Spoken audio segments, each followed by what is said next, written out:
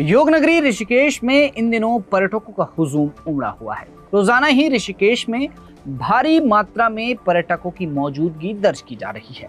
इसी बीच एक ऐसा मामला भी बीते दिनों ऋषिकेश से आया है जिसने हर किसी को चौंका दिया है।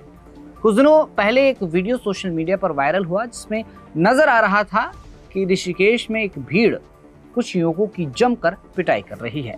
खबर ये थी कि कैथल हरियाणा के कुछ युवक ऋषिकेश आए थे जिन्होंने महिला के साथ छेड़छाड़ की थी। उनके साथ भीड़ ने दुर्व्यवहार किया और उन्हें बहुत बुरी तरह पीटा। लेकिन अब इस पूरे मामले में एक नया मोड़ आया है। महिला ने सफाई दी है।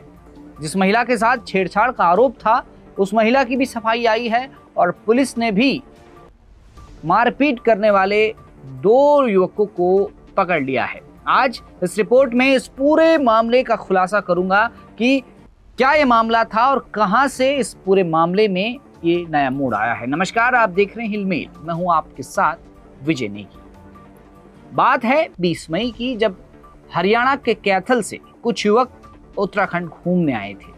ऋषिकेश में काले की ढाल के पास जैसे ही वो पहुंचे तो एक महिला जो स्कूटी में सवार थी और उनकी बेटी भी उनके साथ थी, उनके साथ उनकी कुछ तीखी नोकझोंक हुई, जिसके बाद पब्लिक ने उन पर हमला बोल दिया। इस पर पीड़ित ने सफाई दी है।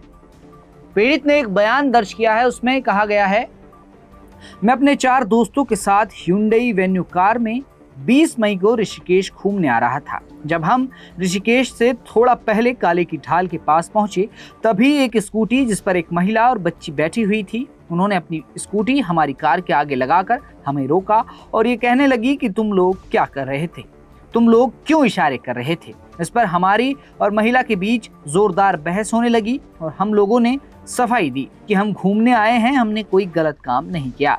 इतने पे वहां पर हम लोगों का विवाद देखकर काफी लोग रुक गए और हम पर झूठा आरोप लगाकर कि तुमने महिला को छेड़ा और हमारे साथ मारपीट करने लगे। जबकि महिला ने मौके पर लोगों को रोका और कहा कि गलतफहमी हो गई है, इन लोगों के साथ मारपीट मत करो। लेकिन वहां पर 5-6 लोगों ने एक साथ होकर हम सभी पर जानलेवा हमला किया। इसी को आधार बनाते हुए पीड़ित युवकों ने अपनी एफआईआर दर्ज की है और जिन लोगों ने इनके साथ मारपीट की थी, जो उस भीड़ का हिस्सा थे, उनमें से 5 लोगों पर एफआईआर दर्ज की गई है, जिनमें से 4 लोगों की पहचान हो गई है और 2 लोगों की गिरफ्तारी भी हो गई है। आपको बता दें कि 5 आरोपियों पर भारतीय न्याय संहिता यानी बीएनएस की कई धाराएं लगी हैं।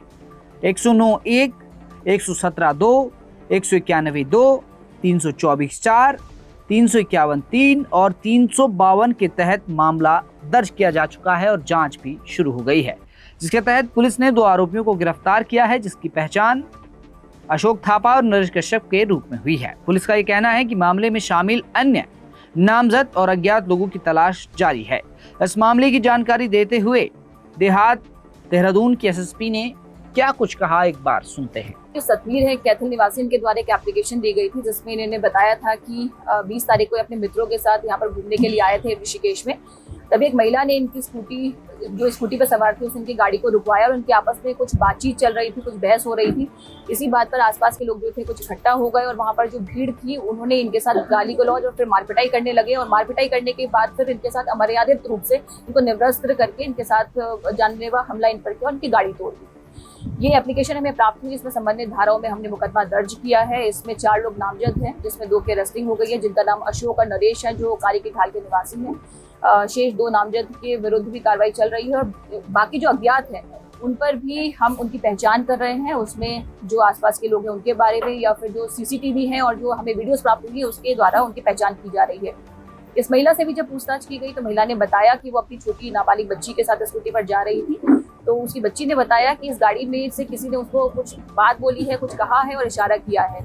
इस बात पर उस महिला ने उस गाड़ी को रुकवाया और वो उनसे पूछ ही रही थी, बातचीत चली रही थी, तभी लोगों ने मारपीट शुरू कर दी। महिला ने कहा कि मैंने लोगों को रोकने की बहुत कोशिश की लेकिन उनमें से कोई भी नहीं माना, किसी ने भी उसकी बात नहीं मानी। महिला ने 112 पे कॉल करके पुलिस को सूचित किया था। तो इस संबंध में मैं ये कहना चाहती हूँ कि जो भी कार्रवाई है, अगर ऐसी कोई घटना हुई थी तो तत्काल उनको पुलिस को सूचित करना चाहिए था, या तो आसपास जो थाना या चौकी है उनको सूचित करते, अथवा 112 पे कॉल करके उन्हें इस घटना के बारे में बताना चाहिए था, ना कि कानून को अपने हाथ में लेके इस तरह से मारपिटाई या फिर जानलेवा हमला करना चाहिए था।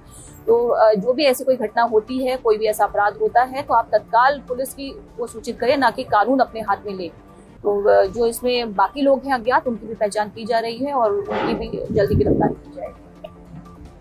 देखिए, जो भी ये घटनाक्रम था, ये पूरी तरह से आपराधिक मनोवृत्ति को दिखाता है। जिस तरह से कि भीड़ ने उनको जिस तरह से उनके साथ मारपिटाई की है, निवृत्त करके उनके साथ मारपिटाई की है, पूरी तरह से आपराधिक मनोवृत्ति को दिखाता है, जो कि उचित नहीं है। ये किसी भी प्रकार से कानून की परिभाषा में इसमें सजा दी जाएगी निश्चित रूप से ही। और कोई भी घटना अगर होती है तो कानून का पालन करना एक जिम्मेदार नागरिक का कर्तव्य भी है। अगर ऐसी कोई घटना होती है तो तत्काल संबंधित को सूचित करना चाहिए, ना कि कानून को अपने हाथ में लेना चाहिए। वहीं अब उस महिला का भी बयान सामने आया है जिसके साथ हरियाणा के युवकों की बहस हुई थी और जिनके साथ छेड़छाड़ का आरोप भीड़ ने लगाया था, और उसी आधार पर हरियाणा के युवकों की उन्होंने पिटाई भी की थी। आइए सुनते हैं कि महिला ने क्या सफाई दी है। मैं कल शाम को ऋषिकेश बाजार जा रही थी अपनी 8 साल की बच्ची के साथ अपनी स्कूटी पर। तो जैसे ही मैं काले की ढाल पर पहुंची, वहाँ HR नंबर की एक गाड़ी हमारे साथ आ रही थी। तो मेरी बेटी ने कहा कि उसने गाड़ी के शीशे खोल के कुछ इशारे करे और कुछ बात बोली। तो मेरी बेटी ने कहा, मम्मी अंकल कुछ कह रहे हैं और इशारे कर रहे हैं। फिर मैंने उनसे पूछा, मैंने कहा आप क्या कह रहे हो, क्या बात हो गई है? मैंने कहा आप गाड़ी रोक लो, मुझे बताओ क्या प्रॉब्लम है। तो जैसे मैंने उनकी गाड़ी को हमने दोनों ने रोक के बातचीत करनी शुरू करी, तो हमारी बात हो गई। मैंने कहा आप क्या कह रहे थे, क्या इशारे कर रही थी इस तरह से? तो उन्होंने अपनी सफाई दी। इतने ही हमारी बातों में ही पब्लिक इकट्ठी होगी, कुछ आसपास के लोग आ गए, कुछ जाने आने वाले लोगों ने गाड़ियां रोक ली और उन्होंने हमसे बिना पूछे ही, हम आपस में बात ही कर रहे थे, थोड़ी सी ऊंची आवाज भी हो गई थी हमारी आपस में दोनों पक्ष की, बस हम बातचीत ही कर रहे थे, उन्होंने बिना पूछे ही उन लोगों ने उनके साथ मारपीट करनी शुरू कर दी। मैंने बहुत रोका, बहुत मना किया। उस मारपीट को देख के मैं भी डर गई। फिर मैंने 112 पर कॉल करी, पुलिस से मदद मांगी और फिर पुलिस आई और उन हरियाणा वालों को पुलिस वाले ले गए।